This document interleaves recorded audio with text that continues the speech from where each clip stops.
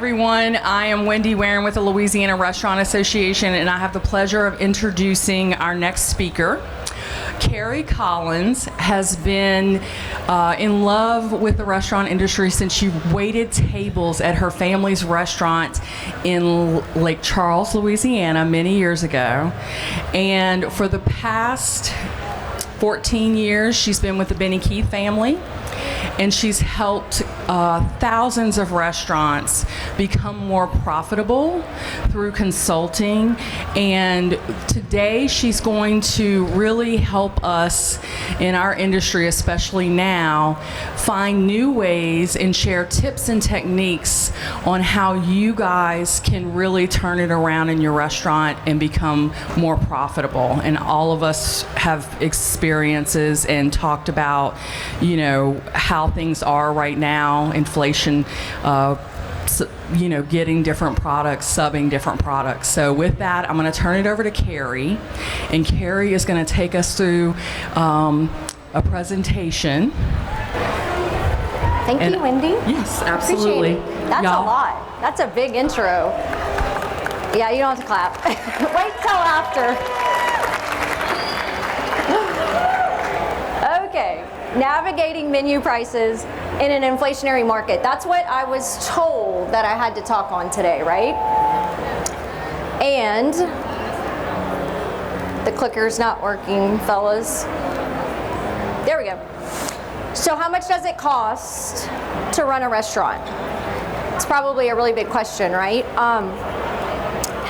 I do an exercise with restaurant employees when I consult with them, and I say, hey, for every dollar that comes into this restaurant, how much does your owner get to keep, right? How much does the owner get to take home? And I hear 30 cents, I hear 40 cents, and I sometimes hear 50 cents, because we all know we're getting super rich in the restaurant industry, right? But employees, they don't know that, right? So it's one of our jobs to kind of empower them to get behind that. And so how much does it cost to run a restaurant? I think labor, we're spending around 30 cents on every dollar, about 30%. So that's gone, right? That's gone pretty quick. There we go. Payroll taxes going to be about another 6% out of every dollar. That's gone. Could be more. Food and beverage, those pesky food vendors, right? About another 30% in the dollar, gone. Operating expenses, that's a big one. Our utilities are up. All the stuff that goes on your P&L is an operating expense. That's big.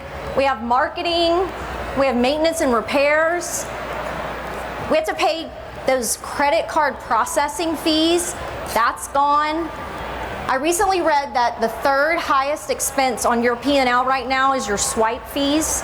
I believe that, right? Can be astronomical. That's something we didn't have probably 10 years ago, right? And next up, we have to pay rent, right? Maybe we have a note at the bank. We have interest. All of that is expenses that go into the restaurant, and very likely, this is all you're left with, right? This little piece of paper. So the employees think you're making a bunch, right? But this is where we are, right? It's not fun anymore. We don't get to party in the back anymore. It's all business. So how do we make that better? 10 years ago, a lot of you, especially up front, the really nice looking dressed men in the front know this. 10 years ago, yeah, that guy. 10 years ago, 10% profit at the end of the day, right? It's about how much we were making. Now what we see is closer to 3 to 5%. I consult with people all the time that tell me it's about a 2% profit left at the end of the day. That's unacceptable, right? We work too hard. That is unacceptable. So I could show you a gazillion inflation charts, but I thought this was a little bit more relatable. My slides, Brittany, are all kooky. So a gallon of milk in 2019 cost $3.09. Now it's $4.10. A gallon of a gas, right? In 2019 was $1.93. Now we're likely paying $3.10. And the Big Mac, number one at McDonald's in 2019, cost us $7.29. Now you go and get the number one, it's $9.29. That's a 27% increase in menu prices. And I wonder if we've taken 30% increase on our menus. It's a question to ask. So I start every talk with menus because we can only make as much as that menu will allow. And so the good, profitable, successful restaurants that I consult with, this is where they start. This is my first point. You gotta maximize your menu because it's the most valuable real estate you have in the business. Only thing we can do to make money. We have merchandise, we have all that. But menus is where it's happening, right? So what are you doing with your menu? This is a question. Interested to see your answer. What's smarter? Raise prices across the entire menu by a very small amount, or should we raise prices on just a few items by a large amount? What do you think? What's David Bertrand say of shucks? You say the first? It's a trick question. So it's both, right? It's both. So there's not really a good answer for that. It's you gotta know how much it costs every single time you put every single thing out of your kitchen. You gotta know what that's costing you. In some scenarios, that means we gotta go up across the entire menu because we haven't looked at it in a while, right? In other scenarios, I may be just losing a little bit on a few items. We gotta fix that pretty quickly because like I said before, there's not enough profit in the restaurants to not know your numbers. If you raised your menu prices, you're not alone. 81% of the restaurant owners last year raised their menu prices, 67% by a little bit, 14 raised it significantly. I'm curious, how many people have raised their menu prices this last year? Maybe last 6 months, right? You're right on point. So why are we raising our menu prices? Your guests expect it, guys. They're paying more at the grocery store, they expect it. They will certainly complain to us, right? They'll complain, but they're not dummies. They know what's going on, they watch the news. So where do we start? How do we price our menu? 10 years ago, that chart that said we had 10% profit left over, this is what we used to figure out menu prices. We said cost times 3 equals my menu price. So $3.42 for a cheeseburger times 3 gives us $10.26. It's a 33% food cost. 10 years ago, I was really happy with that. If I achieve that, I'm high-fiving you, right? The National Restaurant Association collected data from 1 million customers last year across the entire United States. And what they found was that there's got to be a new formula. The restaurant owners that are making more profit are using this. It's the cost it takes you to make that cheeseburger times 4 and round up. I tell my clients, let's really look at that. Like, let's say the cost it takes you to make that cheeseburger times 4, add $1 and round up, right? That's bold. But think about what you're paying for ground meat. Think about what you're paying for healthcare, right? I'm not doing all of this for free. I'm just not. And you guys deserve it. So it's scary sometimes, but just by doing that new formula, I went from 33% to 24%. And pennies matter. That's a formula that I have to use. And I see successful, profitable restaurants using that formula. The other thing, I'm not telling you guys anything you don't know, but prime cost is something that I see successful restaurant owners looking at every single week, not monthly, but every single week. So we're taking the cost of sales plus the cost of labor, and you're gonna get your prime cost, right? What are we doing with those numbers?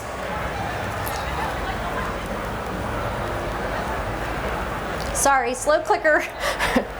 Gary talks a lot faster. Okay, this is a real client of mine that I consulted with a few months ago. They shared with me their numbers, so they said I could share them with you. So they spent $37,000 in a week on food purchases and bev, right? Their hourly labor was around $27,000. Salaried employees were $13,000, and their payroll tax was about $4,000. So their prime cost, when we add those numbers together, was $81,000. Make sense? Everybody follow me? Very easy to figure out, right? That customer did $135,000 in sales that week, right? $135,000 in sales. So we took the $81,000, we divided it by our sales, and that gave us a 60% prime cost. I will take 60% prime cost all day long. This is really good numbers, really good numbers. And if you're wondering kind of where you fall into that, this is just a general rule of thumb, right? So full service, you should be about 65% or less. And if you're a quick service, 60% or less. So if you're out there right there kind of already doing your numbers in your head, that's where you should be falling. So let's take that same scenario, and this happens all the time, right? So last week we spent $37,000, but say your kitchen manager had a crazy Saturday night, Sunday morning, he's a little hungover, right? He doesn't come in and do inventory. So he's loosey-goosey ordering his food that week. He assumes he only needs 1 case of tenderloin, but he may have some in the cooler. So his spend on food and beverage that week went from 37 to 42, right? What about labor?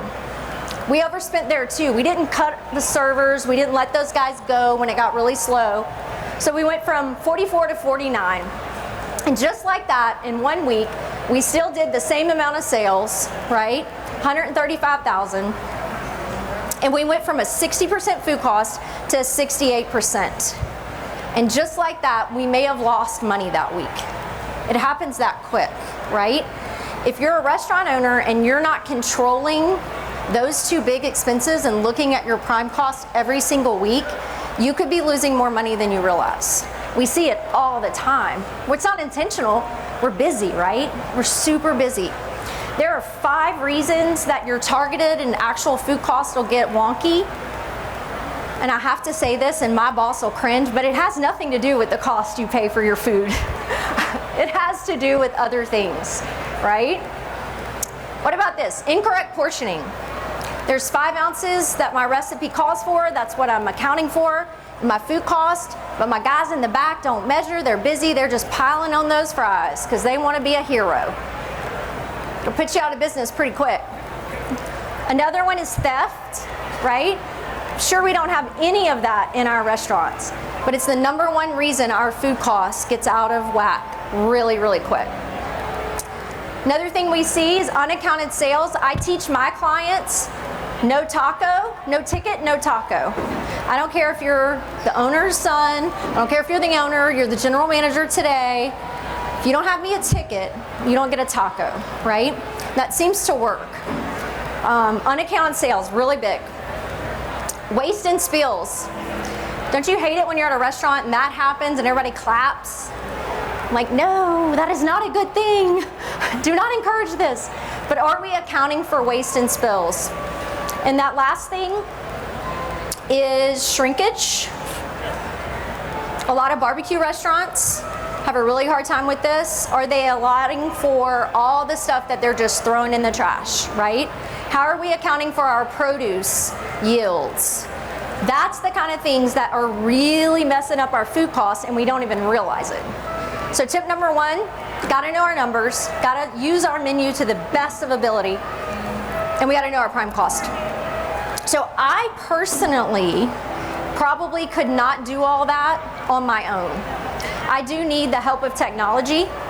I think 10 years ago, we didn't have all this at our fingertips. We do now, and I don't understand why some of us don't use technology to our benefit. It's not the best thing that ever happened, but guys, it's not the worst, right? It's not the worst.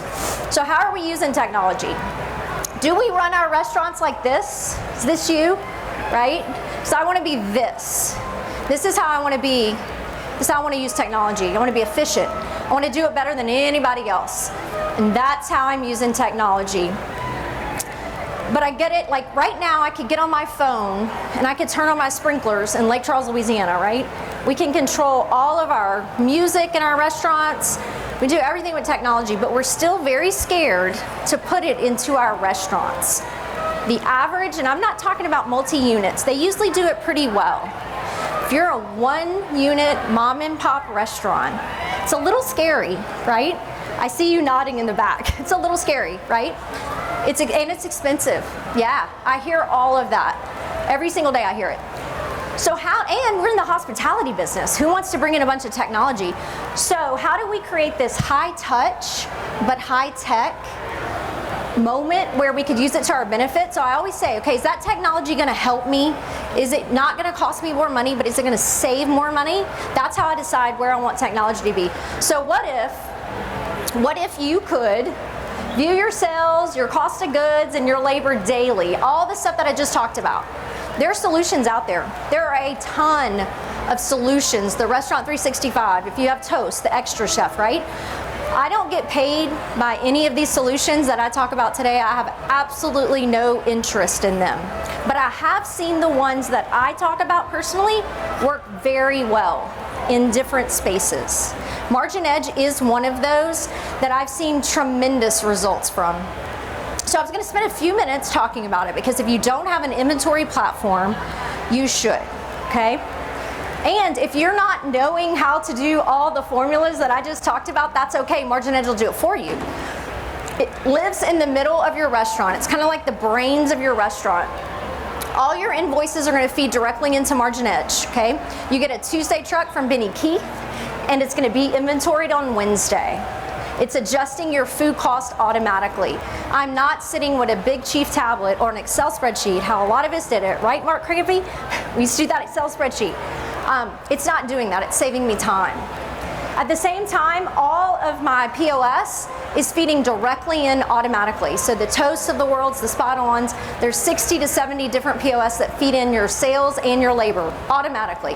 Everything I talked about with prime cost.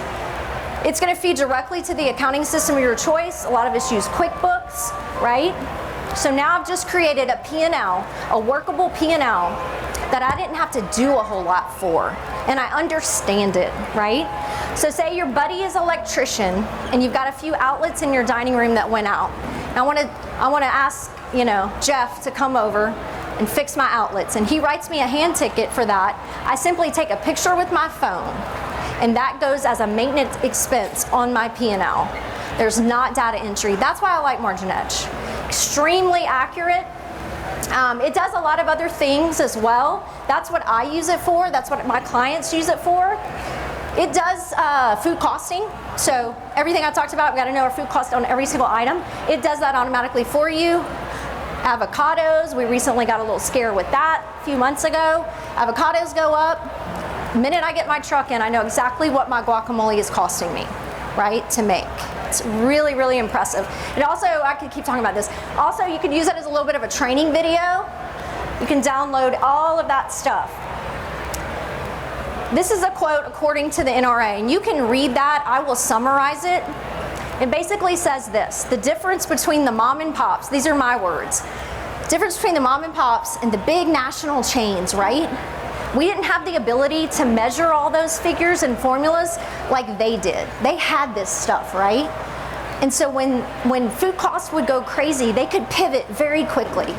For us, we don't catch that for 3, 4, 5 months. And now we've lost a lot of money, right? Who can say they haven't gotten a P&L from their accountant? Like, I'll meet with people, I'll be like, how's your P&L looking? They're like, I haven't gotten it in 3 months. I'm like, that's a problem, right? That's a problem. That's why technology works very well. That's where I use it. A lot of times people will ask me, who do you like in the point of sale space? This is what I say. If you're looking for a new point of sale, interview 3, right? I'm never gonna say one's the best. Interview 3. Toast is right over there. They're kind of the big guys on the block right now. Interview Toast. I love Spot On, and I'll tell you why. Their level of customer service is a lot like Benny Keith. We believe in handshake deals, right? And we believe in taking care of our customers, and I see that in Spot On. But interview 3, they have all those bells and whistles. Their handhelds will increase your table turns. They do all of that very well. They also have, if you're taking reservations, right? You're on Open Table. You're typically paying $1 a reservation. $1 a reservation. So if you're taking more than 100 reservations, a platform like this could save you a whole lot of money. Their platform on reservations, you don't have to have their POS, but it's about $99 a month, and you're getting all that data collection that I'll talk about a little bit later. They do a really, really good job. Okay, so number 1, we've got our menu priced correctly and we're looking at prime cost. Tip number two is got to use technology, right? Got to use technology to make us better. This is a question. The national accounts that we know and love, the Canes, the Walk-Ons, all that, right? Born and bred in Louisiana, darn it. A, keep 2 and 3 vendors around. B, use one vendor only. Or C, use technology to place their orders to find the very best price. What did you guys think? It's B. Oh yeah, you said C, that's fine. Statistically, it's B, right?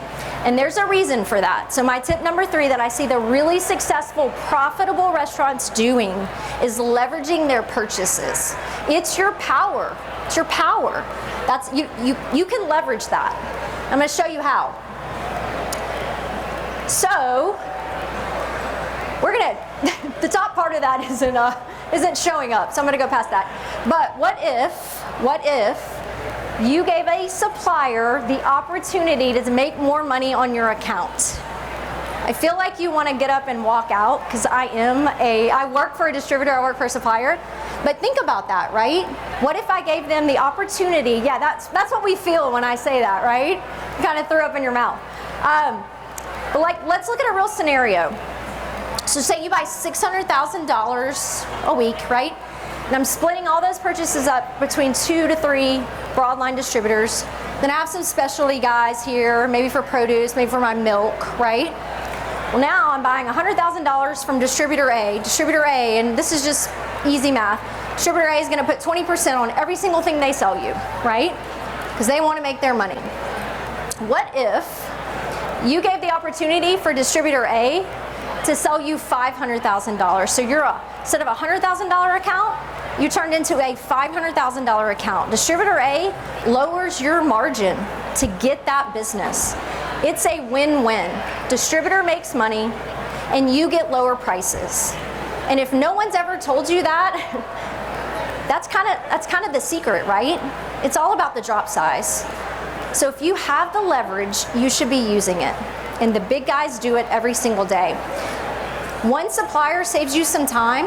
Yesterday, I don't see Brad Watts, but he was telling me yesterday, he said, Carrie, I value my time more than ever before. He said, I'm 55 years old. Time matters to me, and I agree. So I don't want to be shopping around from 5 different vendors. The big guys, right? They want their time back. I want a partnership. When I need a truck because a fire happened in my kitchen and I need a truck on Saturday morning, a partnership gives you that. Say I need to leverage my purchasing because I buy a whole lot of shrimp, right? Whole lot of shrimp in a year. Let that supplier go out and negotiate that price for you. Let them store it for you. That's what they're there for. Leverage your purchasing and have a partnership to your benefit. Okay, so number 1, we talked about pricing. Number 2, we said we're going to use technology. Number 3, we're going to leverage what we have, which is our purchases. Number 4, what's the most expensive thing in your restaurant? Do you think it's food, labor, rent, or is it other? Is it D, other? Anybody? Would you say labor? That's probably what you would, anybody who's looked at a PL, it's actually this. It's an empty chair, right? If we don't have sales, we are locking the door, right? If they're not choosing us to eat with us at Carrie's Cafe, I'm done. I could have the best labor in the world, guys. I need them in my restaurant. So what are we doing for marketing? Good restaurants and successful restaurants are not ignoring that. And it's hard, right? Because money is tight. I heard that it's expensive, right? I heard you say that about technology. So is marketing, right? But we gotta get it. We gotta get them to choose us. So right now, the family of 4 may have eaten out twice a week, maybe 3 times a week, right? Depending on their budget. Now, I bet they're choosing to eat out, right, once a week because of inflation, right? So if my piece of the pie is getting smaller, how do I get them to choose me every single time they can go out to eat? Every everything about getting butts in seats has to do with marketing. There are only 4 ways to increase your sales. So let's assume that we've raised your menu prices. Let's assume we've done that. We can entice the current customer while they're in my restaurant to spend more. Mr. Customer, do you want another glass of wine? Can I interest you in a dessert? How about an app? They're the best ever, right? We can do that. We can entice that current customer that came in on Monday. We want them to come in on Friday. A friend of mine who was here earlier said, Carrie, without live music, I'm not getting them back, right? Marketing is spending $300 on the acoustic guitar guy to get 4,000 more in sales that night, right? That's marketing. And then we can attract the new customer, right? How are we attracting the new customer that's never been to Carrie's Cafe? I think it starts with data collection, but what I mean by data collection is, what do you have in place in your restaurant right now to give you the cell phone numbers, the email addresses of every single person who dines with you? How are you collecting all that data, and how are we using it to our advantage? It doesn't have to be expensive. I'm gonna show you a few examples that are absolutely free, but Tommy Bahama, one of my great friends went to Tommy Bahama in the Woodlands. She and her husband had lunch, right? So she had a salad, he had a burger, I think they each got a glass of wine. And they got the bill, and it was $120 for lunch at Tommy Bahama in the Woodlands, right? She had sticker shock. The server put it down and said, I'll take $10 off today if you sign up for our loyalty club.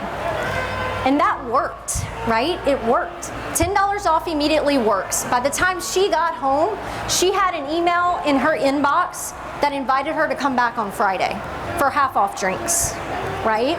So how are we collecting our data? You don't have to call it a loyalty club. That could be a little cheesy. Maybe it's a VIP club, maybe it's the crawfish club, right? We can be super creative with that. This is what we know, 40% of guests, they want to feel special, and they will spend more if they feel like they are connected to you. I want them connected to me. Text marketing, whether you love it or hate it, right? Because some of us hate it. Whether you love it or hate it, it's pretty effective, right? I'm always going to look at my phone because that phone is what I live with in my hand. And if my husband and I are doing that whole conversation of where do you want to eat tonight? I don't want to make a decision. I don't either, you know, that whole thing. If I get this text message, you've made my decision because you made it easy for me. An email I can delete pretty easily. I like text marketing if you do it effectively. This is something else. Speaking of free marketing in the back. So Jersey Mike's does an amazing job. They have a $1 million trillion marketing budget. They're on the Super Bowl, right? We've seen them at March Madness. They have Danny DeVito. That's hard to beat. But setting up their catering box in their lobby is absolutely free. That's free. So talking about getting your current customer to spend more when they're in your 4 walls, what does our catering look like, right? Are we showing them? Do they even know we cater? How are we getting to spend more money? Are we telling our story? What's your story? I start every single client meeting probably the exact same way. I say, how's business going? Why'd you get in the restaurant business? Tell me your story. This is a customer of mine out of our Alabama division, but they live in Florida. So they couldn't figure out how to name their restaurant. They're like, what are we gonna call our restaurant? We know we've got good product.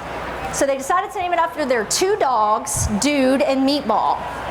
When you walk in their restaurant, Dude and Meatball is everywhere, right? They're telling their story. I'm connected, I'm a pet lover, right? But they took it one step further. You can order Dude's balls, right? Every single person that goes in there, I guarantee you, they order Dude's balls. And it costs $16.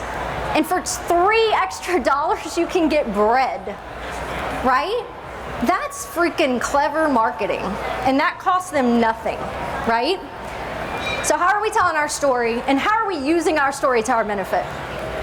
This is statistics that we know. I'll just kind of let you look at all those. But you'd be surprised at how many people that I meet with and I consult with where I Google them before I get to their restaurant, right? Their menu is not correct. Their hours may not be correct. They may have moved. It may say, I'm about to walk into the restaurant, it may say it's closed. How is our presence on the internet and social media, what is it saying about us? Doesn't cost anything to get our information correct. It's important. Probably would ask you, how many of these boxes could you check? You gotta check some, right? We gotta check some. The online delivery and delivery world out there, that's a whole nother talk. I could probably talk another hour on the benefits and the not great stuff about that we all struggle with. But you gotta be in the game because someone in your restaurant is using it, and I want that business. Spillover is a company that's actually right in the back. A lot of my clients use a company like Spillover. They can help you, they'll for free do a digital analysis, and they'll say, hey, Mr. Customer, this is what you do really well on social media. You have this, you checked this box, but this is what you're lacking, right? They'll do that for you for free, but they also can help you if you're not an expert. And none of us are really experts on this, right? We got in the business to cook burgers, right? To put out really good food. We didn't want to have to be an expert on social media or Facebook, right? Or TikTok. Good Lord. But you got to be in the game. So my last point of focus that I see customers and really good restaurateurs focusing on, and you can argue that it has nothing to do with inflation, and I would say different. It's their culture, right? So when I walk in the door, I can feel culture, right? We all know we feel culture. So what does your culture say to your guest? If I walked in your door, would I be greeted like that? Or is that the girl that's the first impression I have of your restaurant, right? How are we teaching hospitality through our culture? True or false? Employees today are different. Is that fair? They look different, they act different, they're demanding opportunities, and they want better pay, right? They work less, but they want more. Is anybody experiencing that in the workforce right now? Yes? I see you smiling. They will leave you in a heartbeat for the next opportunity, right? So how do I get them to stay with me? How do I get them to understand my culture and to understand hospitality? And I think it starts with how I hire them. So 20 years ago, this is probably a Denny's or a Ryan Steakhouse, right? If you owned one of those, I'm apologizing. This is probably how they hired. They still have a payphone, right? That's not effective. How are we hiring our most important people in our restaurant, right? I love this. It says, what's it like working for us, right? Olivia says this is the best place I ever worked. She says, my manager just cares for me. What if we let our current employee interview our future employees? I mean, I think that could work, right? What if my current employee sat at a table with me while I'm interviewing the next server and I don't say much, right? They do the interview. How are we teaching hospitality, and what does our culture say to this? Do you have one of these? At Benny Keith, we are always looking for the next best driver, and we're always looking for the next best sales consultant. But how are you recruiting? Right? If you're at the grocery store and the sales clerk just knocks it out of the park, do you have something like that to say, I want you to be a part of my team? This is a really good friend of mine. We've worked together a long time, Jeremy Connor, and he says this, the difference between service and hospitality, and I'm going to paraphrase, service is when you get your food on time and it's hot, right? Hospitality is when my manager recognizes that you're celebrating an anniversary and they go next door and they get a small little gift and they bring it to you tableside. Do you think they're gonna come back? Absolutely. You've gotten them for life. That could have been a $5 gift. You've got that customer for life. That's hospitality. So if I told you, ask your team members to define your culture in 3 words, right? What would they say about you? This is a good little exercise that I also do with employees. I said, come on, let's talk about culture words, right? Is it caring? Is it family? Is it flexibility? Is it the open door policy? True statistic, the number one reason someone will leave you and go to your competitor, besides pay, is because they couldn't schedule a day off. Couldn't schedule a day off. I experienced this firsthand. My 19-year-old back there was going to college in Dallas, and he worked for a pretty big restaurant group. If I said the name, you would know them. And he went to his manager and he said, Mr. Manager, I have a final coming up in a week and a half and I need Thursday off to study. And the manager said, great, Kevin, tell me who's covering your shift, right? How do you think that made my 19-year-old feel, right? probably called me and his dad and said, I kind of want to quit. Like, I'm very shameful right now. He had to tuck his tail under and go talk to the 40-year-old career waiter and beg them to cover his shift, right? How is our culture showing hospitality? How are we teaching hospitality? Customer of mine said this to me, Carrie, I said, are you going to open up the 6th location? He said, I can only grow as fast as my employees allow. And boy, that's true. Do we not make that mistake? We open up the next location and then we have nobody to work. I believe, and I really believe this, that it's not our food that will get them to come back, but it is our people. It really is, guys. So hoping and praying is really not a plan, right? That's not a plan. So if you get one thing from me today, it's this. You have to act, right? You have to act now. You may not be able to immediately do all 5 of those things, but I would encourage you to start working on it. And if we could hit 3 or 4 of those and just start chipping away, my goal is that we can make this kind of turn into this, and then maybe it could turn into this, right? Wouldn't that be nice? But if we just keep chipping away at those 5 things. Covington, Louisiana, Abita Roasting, I was with those guys 2 weeks ago, and he said, Carrie, it's never been easy. The restaurant business has never been easy, but it's never been this hard. You would agree? It's never been this hard. But I believe we still work for the greatest industry in the country. I'm so passionate about that. I'm a restaurant fan, and I'm a restaurant owner cheerleader, like in my core. And I believe it can get better. And I believe it is gonna get better. So that is kind of my 5 tips that I talk about every single day of my life. I will be in the Benny Keith booth for the rest of the day if you guys want to visit. I'd love to visit with you and talk more about any of that. I only had 45 minutes. I have some stickers in the back that I think somebody's going to hand out for me. It's a QR code. Speaking of technology, it's a QR code. You can learn more about anything I talked about today, any of those solutions, by scanning. It's on the chair, Brittany. If not, you can come to the Benny Keith booth. But if you have any questions, I'd love to talk to you afterwards. Thank you for your time. I really appreciate it.